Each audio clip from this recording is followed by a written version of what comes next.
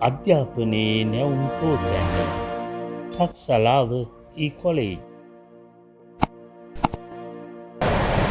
ඔරලෝසුවක කටුකරකැවෙන්නේ දකුණු දිසාවට, වම් දිසාවට, පෘථුවිය භ්‍රමණය වන දිසාවට, ප්‍රතිවිරුද්ධ දිසාවට. ඇත්තටම පුතේ ඔරලෝසුවේ කට්ට කරකැවෙන්නේ මෙහෙමනේ. එහෙනම් මොන දිසාවටද මේ කරකැවෙන්නේ? අපේ දකුණු අත පැත්ත තියෙන පැත්තට. ඒ කියන්නේ මොන දිසාවටද? දකුණු දිසාවට. ඔරලෝසුව කටු කරකැවෙන්නේ කුමන දිසාවටද? දකුණු දිසාවට. ශ්‍රී ලංකාවට සම්පූර්ණ නිදහස ලැබුණේ 1948 දී, 1818 දී, 1972 දී. දැන් අපිට ශ්‍රී ලංකාවට නිදහස ලැබුණේ අපි 1818 උත්තරයක් තියෙනවා. පුතේ 1818 කියන්නේ ලංකා ඉතිහාසයේ ඉතා වැදගත්ම සුවිශේෂී අවුරුද්දක්. ඇයි මම එහෙම කියන්නේ? බ්‍රිතාන්‍යයන් විසින් ශ්‍රී ලංකාව අත්පත් කරගත්තට පස්සේ අපේ පළවෙනි නිදහස් සටන දියත් කළේ 1818. මොනරවිල කැප්පෙටිපොළගේ නායකත්වයෙන් මේ සටන සිද්ධ වුණා. හැබැයි ඒ සටනෙන් අපි පරාජයටපත් වුණා. නමුත් ඒක ජයග්‍රහණය කරන්න අපිට බැරි වුණා. ඒ නිසා අපිට සම්පූර්ණ නිදහස බ්‍රිතාන්‍යයන්ගෙන් ලැබුණේ නැහැ. නමුත් 1948 ලංකාවට නිදහස ලැබුණා. හැබැයි මේ නිදහසේදී අපිට ඇතිවෙච්ච තත්ත්වය මොකද්ද? බ්‍රිතාන්‍යයට යම් යම් බලපෑම් කළ හැකි ආකාරයට තමයි අපිට මේ නිදහස ලැබුණේ. ඒ නිසා අපි මේ නිදහස පූර්ණ නිදහසක් විදියට සලකන්නේ නැහැ.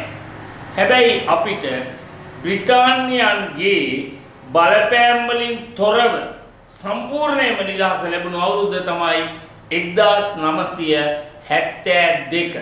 එහෙනම් ශ්‍රී ලංකාවට පූර්ණ නිදහස ලැබුණේ 1972 දී. එහෙනම් පුතේ බලා ගන්න ඊළඟ ප්‍රශ්නය. අප දන්නා එළවලු පිස ගැනීමේදී විෂ ද්‍රව්‍ය උරා ගනිමින් ආහාර පිරිසිදු කිරීමට යොදා ගනු ලබන ශාක ද්‍රව්‍ය වන්නේ රම්පේ කොළ, කරපිංච කොළ, සේර කොළ. ඇත්තටම රම්පේ, කරපිංච, සේර මේ සියලුම ಜಾති පුතේ අපි ගත්තොත් ආහාර රසවත් කිරීමට ඉතාම වැදගත්.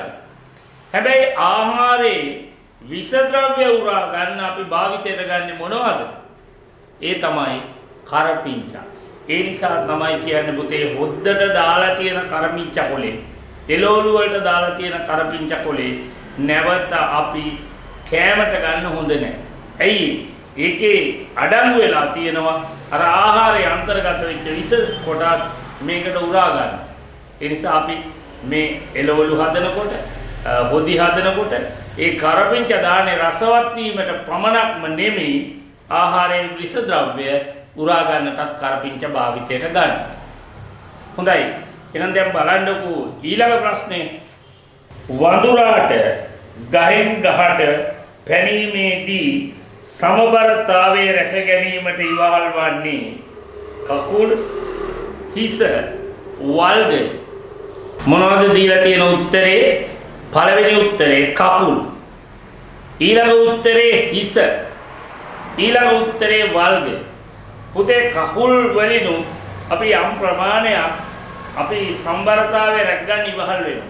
නමුත් ඇත්තටම සම්බරතාවයේ රැකගන්නේ අර පිටිපස්සේ තියෙනවනේ වල්ගේ. ඒ වල්ගයෙන් තමයි. ඒ වල්ගේ නැමෙන දිශාව අනුව පයින් දිශාව වෙනස් වෙනවා. පයින් උස ප්‍රමාණය වෙනස් වෙනවා. එතකොට ඒ වල්ගෙන් තමයි ඔහු සම්පූර්ණයෙන්ම සම්බරතාවය ආරක්ෂා කරගන්නේ. හරිද? අපි වඳුරෙක් පයින් දර්ශනයක් මොන බලන්නකෝ මේකේ. හරියටම උගලන්ට මේක තේරුම් ගන්න පුළුවන් වේවි. දැන් පැහැදිලිනේ. වඳුරෙක් සම්බරතාවය රැකගන්නේ මොකක් පදනම් කරගෙනද? වල්ගය පදනම් කරගෙන. හොඳයි බලන්නකෝ ඊළඟ ප්‍රශ්නය. මලපා පොහොරක් ලෙස යොදා නොගන්නා සත්වයා කුකුලා, ගවයා, බල්ලා. පුතේ මලපහ සතුන්ගේ මලපහ කියන්නේ ඊටාම වටිනා පොහොර. හැබැයි අපි කුකුලාගෙන් කුකුල් පොහොර ගන්න. දැන් අශ්වයාගෙනුත් අශ්ව පොහොර ගන්න. එළුවගෙන් එළුවා මලපහ කරන ඒවයි එළු පොහොර ගන්න. හැබැයි අපි කවදාකවත් පුතේ බල්ලාගේ මලපහ පොහොරක් හැටියට භාවිතා කරන්නේ නැහැ. එහෙනම් මතක තියාගන්න සතුන්ගේ මලපහ පොහොරක් ලෙස භාවිතයට නොගන්නා සත්වයා මොකද? බල්ලා.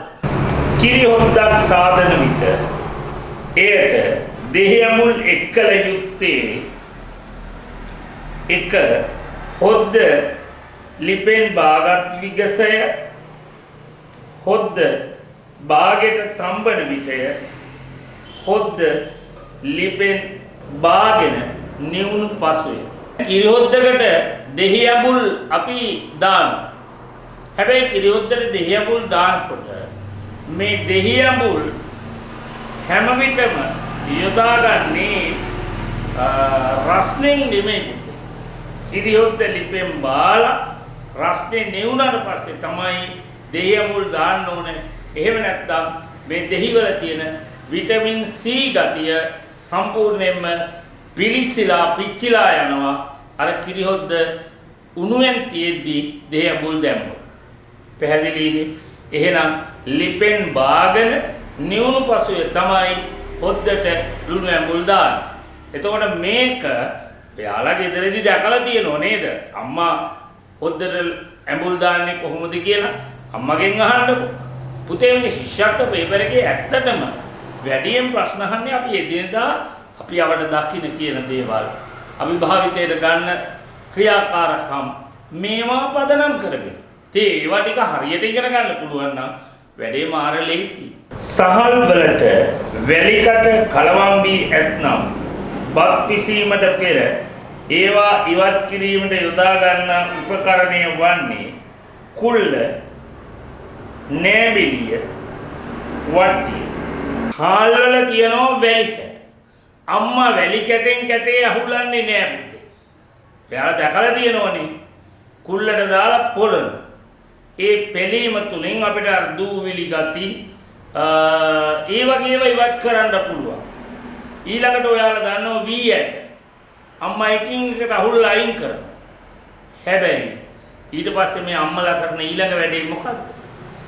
හාල් ටික හොදන අතරේ නෑබිලියට දාලා හාල් ගරන. අර නෑබිලිය දාර අතරේ රැඳෙනවා හාල් වල තිබිච්ච වැලිකැට. එහෙනම් බත් පිසීමට පෙර වැලිකැට ඉවත් කිරීමේදී ඒ සඳහා භාවිතා කරන්නේ මොකද්ද පුතේ? නෑබිලි.